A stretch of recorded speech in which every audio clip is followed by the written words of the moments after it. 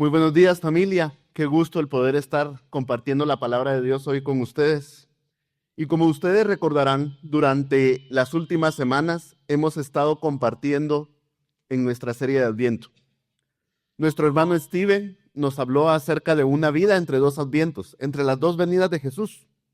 Por otro lado, nuestro hermano David nos habló acerca de la esperanza para los que temen. Hoy yo quisiera compartirles acerca de una escena en la vida de Juan el Bautista y de cómo Dios respondió a esa escena, cómo Cristo responde a esa escena, para que podamos ver cómo responde para tener esperanza cuando sufrimos, esperanza para los que sufren. Y para poder iniciar, quisiera compartir con ustedes una vivencia muy personal. Yo me casé con Flor hace 13 años, pero iniciamos nuestra relación de noviazgo hace 17. 3 años después nos comprometimos y en medio del compromiso nos imaginábamos nuestra vida, cómo iba a ser nuestra vida juntos, cómo íbamos a salir a trabajar, cómo nos íbamos a apoyar, y hablábamos acerca de nuestros hijos y hablábamos con mucha emoción acerca de nuestros hijos. Inclusive elegimos el nombre de nuestros hijos, imaginándonos que vendría una nena y un varoncito. Los elegimos desde antes de casarnos. En el año 2018, Dios nos permite iniciar nuestra vida en la paternidad. Flor me anuncia en junio de 2018 que está esperando a nuestro primer bebé. Estábamos emocionados, estábamos contentos. Hablábamos mucho del bebé que venía en camino, recordábamos los nombres que habíamos elegido y nos imaginábamos si iba a ser nene o si iba a ser nena, cómo iba a ser. Sin embargo, un mes más tarde recibiríamos una noticia que nos devastaría, que pondría nuestro mundo de cabeza, y yo particularmente lo puedo describir como el sufrimiento más grande por el que he tenido que atravesar. Nuestro bebé ya no creció más allá de las 8 semanas. Nuestro bebé ya no tenía vida. Y debían intervenir a Flor para evitar una infección o una complicación mayor. En ese entonces nuestra comunidad misional y nuestros amigos estuvieron muy cerca de nosotros. Nuestra familia espiritual nos acogió y lloró con nosotros, sufrió con nosotros y nos cuidó. Yo recuerdo que tenía cercano a esa fecha un viaje de trabajo que definitivamente no había forma de poder cancelarlo. Y personas de nuestra comunidad estuvieron presentes en la vida de Flor. Se hicieron presentes en la casa, no la dejaron sola, estuvieron cuidándola en todo momento. Dios se hizo presente en nuestras vidas a través de nuestros hermanos.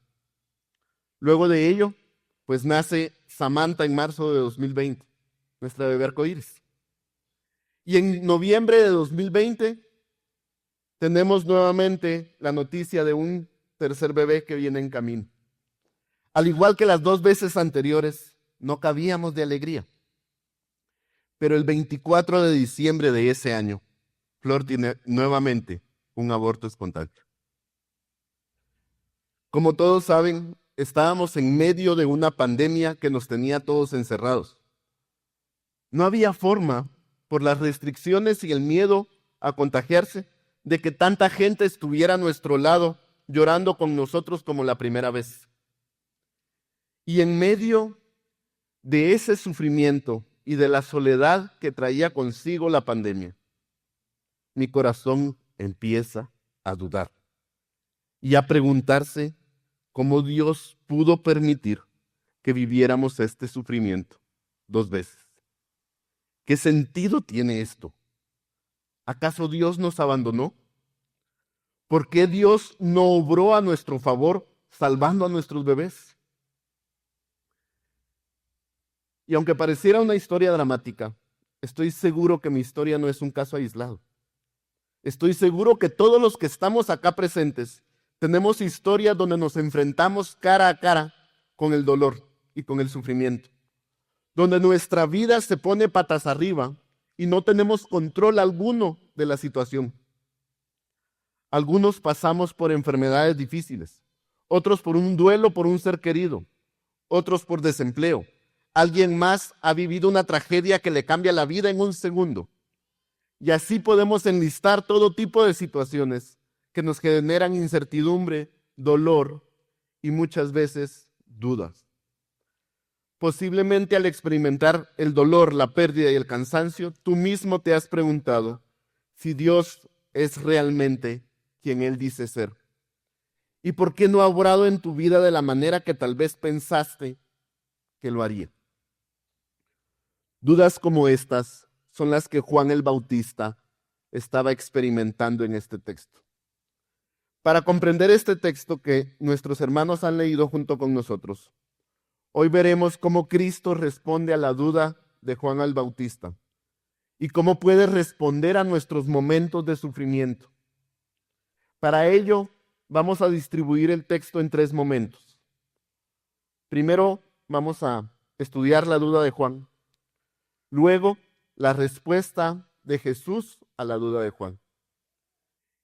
Y por último, la respuesta de Jesús al pueblo ante la duda de Juan. Así que empecemos con el primer momento, hermanos, con la duda de Juan el Bautista. En el texto que leíamos en Mateo 11, 2 y 3, dice: al oír Juan en la cárcel acerca de las obras de Cristo, mandó por medio de sus discípulos a decirle: ¿eres tú el que ha de venir o esperamos a otro? Para comprender con claridad la pregunta que Juan manda a Jesús, es importante que comprendamos la historia de Juan el Bautista primero. Y es que Juan el Bautista era la respuesta a una profecía dada por Dios en Malaquías capítulo 3 y versículo 1, acerca de un profeta que vendría a preparar el camino y los corazones ante el adviento del Mesías. Precisamente así es como lo anunciaba un ángel a sus padres, como se nos muestra en Lucas 1.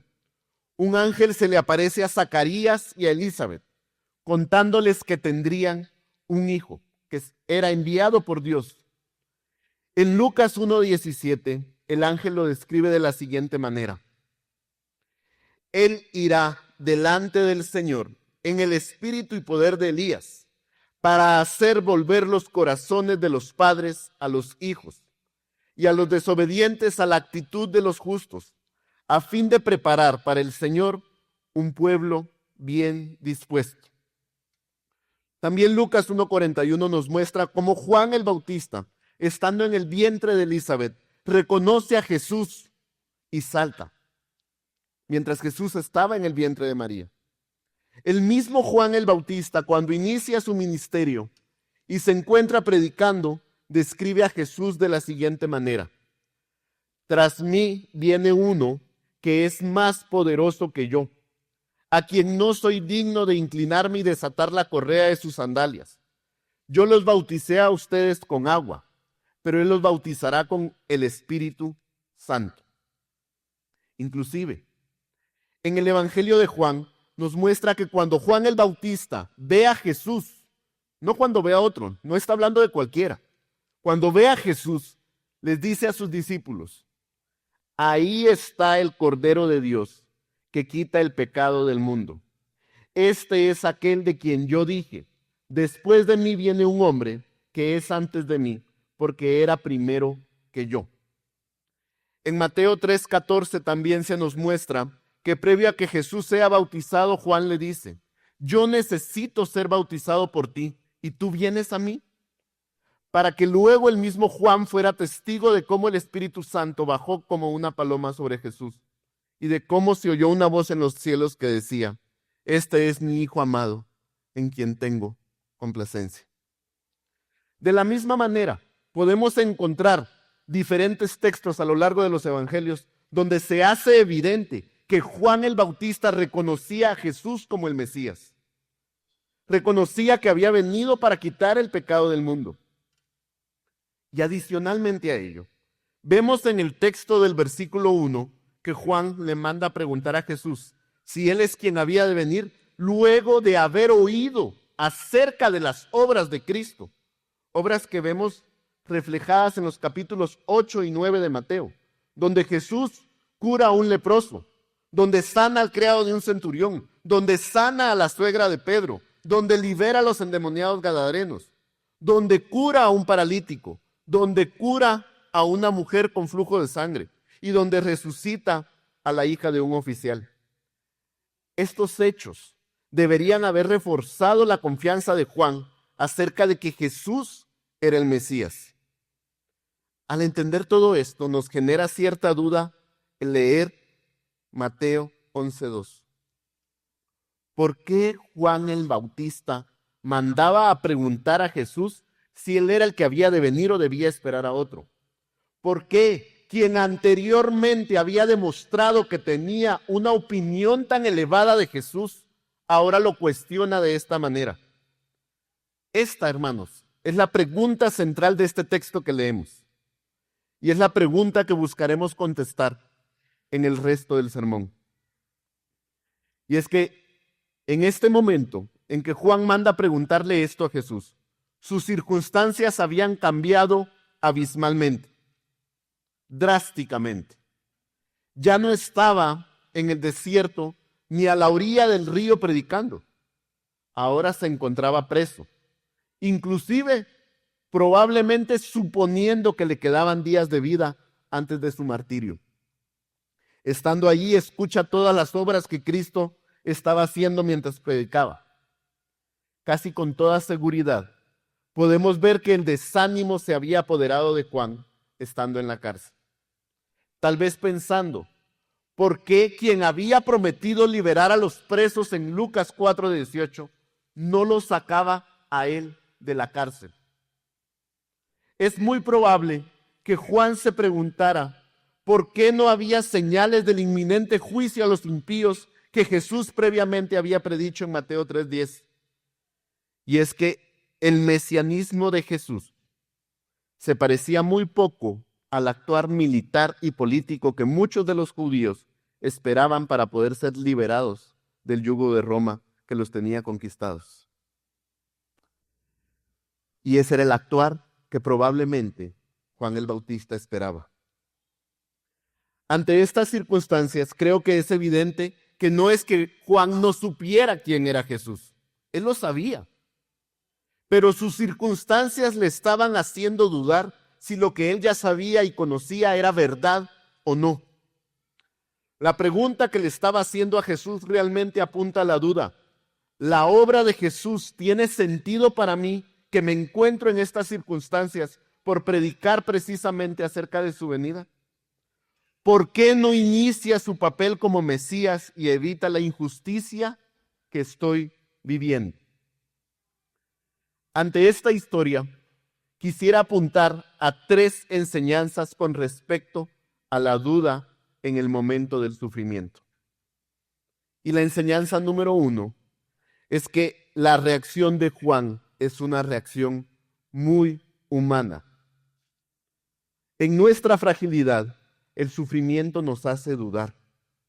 ¿Cuántas veces ante el dolor no hemos pensado si realmente Dios se acuerda de nosotros o qué sentido tiene que Dios permita lo que nos está ocurriendo? Leer que Juan dudó estando en la cárcel nos da la libertad para poder expresar nuestra duda o cuestionamiento a Dios sin sentirnos juzgados o culpables. La enseñanza número 2 es que la duda genuina que surge de nuestro corazón al momento del sufrimiento no es porque no creamos en Cristo, es porque en ese momento anhelamos conectar con nuestro Salvador. Déjenme ejemplificarlo de esta manera. Cuando estamos comiendo muchas veces, Julián, nuestro bebé de 2 años, empieza a decirle a su mamá, mano, mano, pidiéndole que le dé la mano mientras él come. O muchas veces se despierta por las noches y cuando se despierta pega un grito llamando a su mamá. No es que él crea que su mamá no está, que su mamá lo abandonó y se fue. Es que en esos momentos de incertidumbre anhela conectar con quien le da paz y seguridad. algo similar nos pasa con la duda ante el sufrimiento. No es que estemos abandonando nuestra fe. Nuestra duda es un grito desesperado por conectar con Dios y sentirnos seguros y con paz en medio de las circunstancias difíciles que estamos viviendo. Y la tercera enseñanza a la que quisiera apuntar con respecto a la duda que nos presenta acá Juan el Bautista es que para los que somos de Cristo, nuestra duda es pasajera. Es una duda genuina que Dios terminará ayudándonos a responder. Nadie que es hijo de Dios puede dejar de serlo. Recordemos que somos salvos por medio de la fe en Cristo. Entonces, si no podemos dejar de ser salvos, no podemos dejar de creer en Cristo. Jesús lo explica claramente al dirigirse a los judíos en Juan 10, 27 y 28, que dice: mis ovejas oyen mi voz, yo las conozco y me siguen. Yo les doy vida eterna y jamás perecerán, y nadie las arrebatará de mi mano. Mi Padre que me las dio es mayor que todos, y nadie las puede arrebatar de la mano de mi Padre. Estos versículos encierran una gran verdad. Los que somos de Cristo, los que somos sus ovejas, en ningún momento podemos ser arrebatados de sus manos.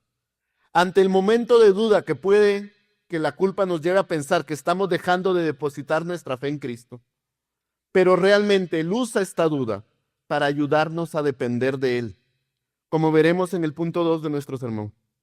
La respuesta de Jesús ante el sufrimiento y la duda de Juan el Bautista. Veamos ahora cómo Jesús responde ante esta duda. En Mateo 11, 4 al 6 dice: Jesús les respondió: vayan y cuenten a Juan lo que oyen y ven. Los ciegos reciben la vista y los cojos andan, los leprosos quedan limpios, los sordos oyen, los muertos son resucitados y a los pobres se les anuncia el evangelio. Y bienaventurado el que no se escandaliza de mí. Este texto nos muestra 3 puntos en la respuesta de parte de Jesús a Juan el Bautista. Y estos 3 puntos también son una realidad para nosotros al momento del sufrimiento y de la duda. El primer punto no nos muestra cómo Jesús responde, sino cómo no lo hace. Jesús no recrimina a Juan por la duda que Juan le está planteando. Jesús pudo haberle mandado a decir: Juan, me extraña. Yo creí que tú sabías quién era yo. Yo no entiendo por qué ahora me preguntas esto. Pero no es esto lo que Jesús hace en este momento. En la Biblia hay otro momento donde se nos muestra incredulidad y duda, en este caso de parte de Tomás, ante la resurrección de Cristo. En este caso, Cristo se le aparece y le muestra sus heridas, pero acá sí, junto con la respuesta a la incredulidad de Juan, existe una reprimenda de parte de Jesús. Jesús le dijo: porque me has visto, has creído, dichosos los que no vieron y sin embargo creyeron. Pero en el caso de Juan, no existe reprimenda alguna. No hay reclamo por la duda, no hay regaño u exhortación. Es como si Jesús validara su duda. Es como si Jesús le dijera: entiendo tu sufrimiento y entiendo tu duda. Ven, te voy a explicar. El segundo punto en la respuesta de Jesús es que le contesta a Juan haciendo referencia a diferentes textos proféticos encontrados en Isaías. Con lo que Jesús le responde a Juan, podemos ver referencias a Isaías 29, 18, Isaías 35, 5, Isaías 42, 7, Isaías 61, 1. Estos textos son profecías mesiánicas que apuntan al que había de venir, al Cristo, apuntan al primer adviento, a su primera venida. Cristo no se está defendiendo a sí mismo en su respuesta. Él está dejando que las Escrituras hablen por sí mismas. Es como si le contestara a Juan: ¿quién soy yo? Pues no sé, Juan. Pregúntale a los profetas del Antiguo Testamento. Con la evidencia del Antiguo Testamento, lo que Cristo le está respondiendo es: sí, soy yo el Mesías. No solo porque yo lo digo, sino porque cada una de las profecías que hablan de mi primer adviento se están cumpliendo. Cristo con esta respuesta le está dando a Juan la seguridad que él necesita. No solo le está diciendo que sí es el Cristo, le está mostrando que efectivamente lo es. El tercer punto en la respuesta de Cristo es que al contestarle que los ciegos pueden ver, al responderle que los cojos andan, que los leprosos son limpios, que los sordos oyen, que los muertos resucitan, le muestra que no solo es el Cristo, sino que también le muestra su poder. Le muestra que la respuesta para cada una de estas personas que han sido sanadas o resucitadas es Cristo, que no necesitan más que a Cristo. Pero Cristo, junto con estas palabras, le muestra también que el Evangelio es predicado. Es lo último en la lista de milagros que Jesús le está detallando. Y es que el fin último no es la vista del ciego. El fin último no es la audición del sordo. Es que el Evangelio de Cristo, las buenas nuevas de salvación, sean predicadas. Cristo le está diciendo a Juan que el fin último es Cristo mismo y su Evangelio, no las circunstancias.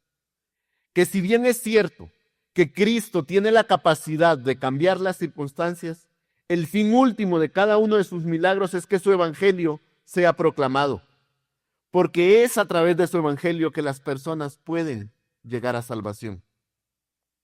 Cristo termina la respuesta para Juan diciendo: bienaventurado el que no se escandaliza de mí.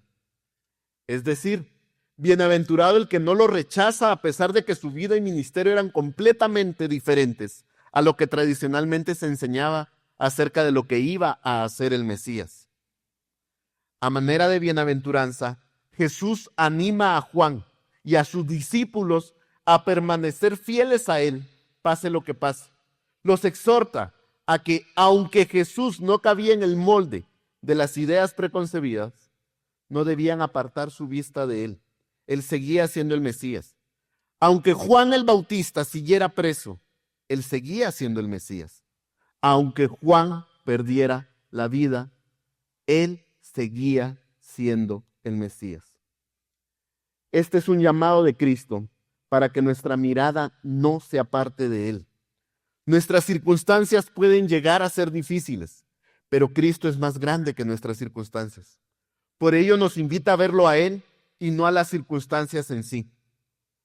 Cristo le contesta a Juan: yo soy el Cristo, mi obra hace sentido en tu vida y en las circunstancias que estás viviendo, y yo soy el mayor incluso que esas circunstancias. Es una invitación a que la fe de Juan siga firme en medio de la duda que trae su sufrimiento. Y es que nuestra fe en Cristo no radica en que Dios haga lo que le pedimos, radica en que Él sigue siendo digno de nuestra confianza, aun cuando nuestras circunstancias no se resuelven como nosotros anhelamos. La respuesta de Jesús en este texto es un llamado a seguirle fielmente en medio del sufrimiento y de la duda. Es un llamado a dependencia total en medio de nuestro dolor. Y es que no es que Dios provoque nuestro dolor o sufrimiento. Él mismo es producto de vivir en un mundo caído. Pero Dios sí permite nuestro dolor y sufrimiento porque a través de este, Dios permite que podamos ser más dependientes de Él y de su obra en nuestra vida. Dios permite la duda en nuestros corazones porque a través de la respuesta que Él le da a nuestra duda nos permite madurar y seguirnos santificando. Luego de que Jesús le respondiera a los discípulos de Juan, se dirige a la multitud, hablándoles acerca de Juan, y aquí es donde llegamos al tercer momento del texto, la respuesta de Jesús al pueblo ante la duda de Juan el Bautista. Al momento en que Jesús se dirige al pueblo para hablarles acerca de Juan, era de dominio público que Juan estaba preso. Todos sabían que Herodes lo había encarcelado por hacer evidentes sus pecados ante el pueblo. Todos sabían que Juan no estaba pasando por su mejor momento. Adicionalmente a ello, aunque los discípulos de Juan ya habían partido camino a informarle a su maestro acerca de las respuestas de Jesús, tal parecía que las preguntas que le llevaron a Jesús no se realizaron de forma privada, sino en una reunión pública más amplia. Poner en duda el papel de Jesús implicaba poner en duda también el papel de Juan, quien había apuntado todas sus enseñanzas hacia Jesús como el Mesías que quita el pecado del mundo. Probablemente muchas personas esperaban que Jesús se pronunciara acerca de Juan el Bautista, porque esperaban su liberación y creían que el Mesías era quien lo libertaría de la opresión de las autoridades romanas. Así que hacía sentido que Jesús se pronunciara, o mejor aún, que actuara para la liberación de Juan el Bautista. Y es que Juan no estaba solamente dudando porque estaba sufriendo, sino porque tanto él como todo el pueblo que en este momento escuchaba a Jesús habían estado esperando por mucho tiempo, con muchas ansias, la venida del Mesías. Seguramente, ahora que está encarcelado, se está preguntando: Jesús, ¿qué estás esperando para cumplir tu misión? Y con base en esto, creo que la duda de Juan expresada en frente del mismo pueblo no se trata tanto de si Jesús es el Mesías o no, sino que Juan se está preguntando por qué el Mesías aún no ha hecho nada de lo que todos esperaban. Dime si esto no es algo común en nosotros. Al vivir un momento de crisis, cuando vemos el dolor tocar a la puerta de nuestras vidas, ¿acaso no pensamos: ¿por qué Dios no me ayuda? ¿Por qué no ha hecho nada para rescatarme? Muchas veces dudamos de quién es Dios porque nuestras circunstancias no se están resolviendo como asumimos que deben resolverse. Esto es lo que hace relevante la respuesta de Jesús para el pueblo. Las palabras de Jesús no estaban enfocadas en Juan el Bautista como tal. El tema central de sus palabras no fue Juan, sino que dirigió sus palabras al hecho de que el reino de los cielos se ha acercado. Jesús estaba diciéndole al pueblo que su papel en esta tierra era mucho más grande que las expectativas de Juan y del pueblo en ese momento. Su primer adviento traería salvación, no solo de la cárcel a Juan, no solo de la esclavitud al pueblo judío. Él sí obraría, solo que no como Juan y el pueblo deseaban o se lo imaginaban, ni en el momento en que ellos pensaban.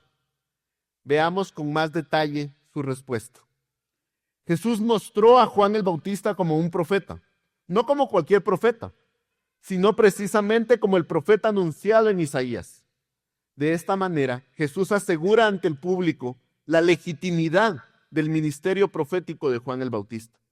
Y no solo esto, sino que Juan no era un profeta cualquiera, era el último de una serie de profetas, era el profeta que prepararía el camino del Mesías. Sin embargo, luego de que Jesús aclara esto, cambia el giro de sus palabras y apunta hacia el reino de los cielos, que era el que precisamente Juan el Bautista anunciaba cuando decía: arrepiéntanse porque el reino de los cielos se ha acercado. El reino de los cielos que se ha acercado, al cual Jesús se refiere en estos versículos, es precisamente su primera venida, su primer adviento. El reino de los cielos se ha acercado a nosotros porque Cristo es Dios mismo acercándose al hombre ante la incapacidad de este último de acercarse a Dios. Cristo está refiriéndose a su primera venida, con la cual, a través de su nacimiento, vida, muerte y resurrección, trae consigo el perdón de pecados de una vez por todas. Trae consigo acceso inmediato a la presencia de Dios y trae consigo la morada permanente del Espíritu Santo en cada uno de los creyentes. Cristo ya estaba cumpliendo su misión desde el día 1 de su nacimiento, solo que su misión no lucía como Juan y el pueblo suponían que debía parecer. En los versículos 13 al 15, Jesús nos está afirmando que a través de Juan se llega al fin de una era y se inicia una nueva a través de Cristo. El versículo 13 dice: porque todos los profetas y la ley profetizaron hasta Juan. Es decir, que Jesús está indicando que los profetas y la ley han apuntado hasta el tiempo del ministerio de Juan, pero ahora Jesús trae la era del cumplimiento de la ley a través de su vida y su muerte. Jesús de manera magistral está utilizando la vida de Juan el Bautista, su sufrimiento y su martirio para predicar el Evangelio, para hacer ver que solo a través de él mismo hay cumplimiento de la ley y por ende el perdón de nuestros pecados. Y es que nuevamente podemos ver que Dios sabe tomar lo peor de nuestras vidas para el engrandecimiento de su nombre. Tal como la vida y sufrimiento de Juan el Bautista estaban sirviendo para la gloria de Dios, Él sabe también redimir nuestro dolor para apuntar a su evangelio para su gloria. Cristo obra igual en nuestro sufrimiento y en nuestro dolor. Aunque anhelamos una respuesta rápida, aunque deseamos que toda la situación se acabe inmediatamente, esperamos tener una solución hoy mismo, nuestros pensamientos no son sus pensamientos, ni nuestro tiempo es el suyo.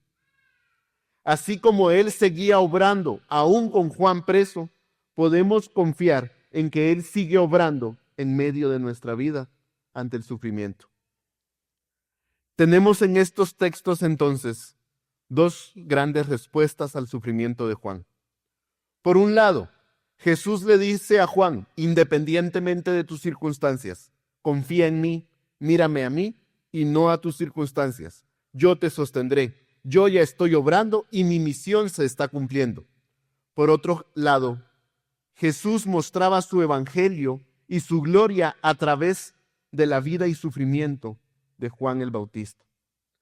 A simple vista, sería fácil pensar que la respuesta de Jesús fue sencilla y pragmática, probablemente despersonalizada, pero nada puede estar más lejos de la realidad, porque la respuesta que él dio, la dio sabiendo que más adelante él viviría en carne propia lo que Juan ahora vivía, que su martirio sería inclusive mayor que el que Juan estaba viviendo. Y en este caso, él sufriría por nosotros hasta la cruz. Jesús entendía claramente por lo que Juan estaba pasando. De igual manera, Él comprende nuestro dolor y sufrimiento, porque Él vivió sufrimiento en su primera venida, en su primer adviento. Y es que independientemente del sufrimiento que la circunstancia que estés viviendo traiga a tu vida, Dios siempre, en su infinito amor y soberanía, estará contigo, consolándote, sosteniéndote. Sabrá utilizar este sufrimiento para ayudarte a que seas más dependiente de Dios mismo, para ayudarte a reconocer que si tienes a Cristo, no te falta nada más. Tienes todo lo que necesitas en Él. Pero también Dios permitirá que tu sufrimiento le dé la gloria a Él a través de tu vida. Dios sabe redimir el dolor que produce un mundo caído para nuestro bienestar, pero también para la alabanza de su nombre. La respuesta que Jesús da ante el sufrimiento de Juan el Bautista nos debiese ayudar a responder de una manera diferente ante la prueba y la aflicción. Podemos comprender que, aunque el dolor forma parte de la vida en este mundo caído, Dios no es ajeno a nuestro dolor. Dios sigue obrando en nuestra vida y sigue cuidando de sus hijos.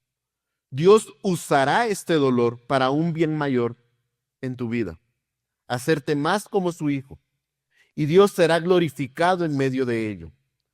Es por ello por lo que muchas veces el sufrimiento nos permite acercarnos de maneras más profundas e inexplicables a Dios. Tal como lo dice Joni Tada. Joni Tada es una mujer que ha vivido como cuadraplégica durante más de 50 años. Y ella, estando en esta situación, se refiere al sufrimiento de la siguiente manera. Jesús lo es todo. Jesús es una relación incomparable y vale la pena cualquier cosa, cualquier cantidad de sufrimiento, cualquier exprimido de limón para ser su amigo íntimo. Esto es precisamente lo que nos permite su primer adviento.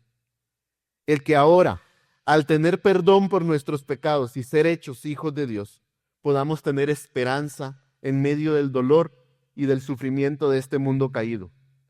Y tenemos esperanza, tal como se nos muestra en Juan 16:33. Estas cosas les he hablado para que en mí tengan paz. En el mundo tienen tribulación, pero confíen, yo he vencido al mundo. Y es que a través de su sufrimiento y muerte tenemos libre acceso al Padre. Pero la muerte no sería el fin de Jesús, ya que resucitaría y con su resurrección vencería la muerte, vencería al mundo y nos daría esa victoria a nosotros. De esto se trata su primer adviento. Y por esa resurrección hoy tenemos la esperanza de su segundo adviento, de su segunda venida. Y con esa segunda venida, Él restaurará todas las cosas. Su palabra nos muestra el final de la historia, un final donde ya no hay cabida para el dolor y para el sufrimiento. Apocalipsis 21, 1 al 5 dice: y vi un cielo nuevo y una tierra nueva, porque el primer cielo y la primera tierra pasaron, y el mar ya no existe. Y vi la ciudad santa, la nueva Jerusalén que descendía del cielo de Dios, preparada como una novia ataviada para su esposo. Entonces oí una gran voz que decía desde el trono: he aquí el tabernáculo de Dios está entre los hombres, y Él habitará entre ellos, y ellos serán su pueblo, y Dios mismo estará entre ellos. Él enjugará toda lágrima de sus ojos, y ya no habrá muerte, ni habrá más duelo, ni clamor, ni dolor, porque las primeras cosas han pasado. Dios mismo en su palabra nos está spoileando el fin de esta historia. Esta es nuestra esperanza, que un día, luego de su segundo adviento, Dios hará todas las cosas nuevas y estaremos delante de su presencia eternamente, adorando su nombre y deleitándonos en él. Les invito entonces ahora a que oremos juntos y podamos depositar nuestra confianza y fe en el Rey de Reyes, que un día vendrá a poner fin a todo el dolor de este mundo. Oremos, hermanos. Padre Santo, Padre bueno, gracias por tu bondad. Gracias porque en tu bondad tú decidiste venir en tu primer adviento para que pudiéramos tener acceso a ti, para que pudiéramos ser tus hijos y con ello pudiéramos ser consolados en medio del dolor, para que tú pudieras utilizar el dolor y el sufrimiento de este mundo para hacernos más como tú, para que tú pudieras utilizar el dolor de este mundo para el engrandecimiento de tu nombre. Gracias, Padre, porque mientras nos consuelas, sabemos que tú estás con nosotros. Y gracias porque en tu segundo adviento, todo dolor, todo sufrimiento se acabará. Gracias por tu infinito amor para tu pueblo. Oramos en el nombre de Jesús. Amén y amén.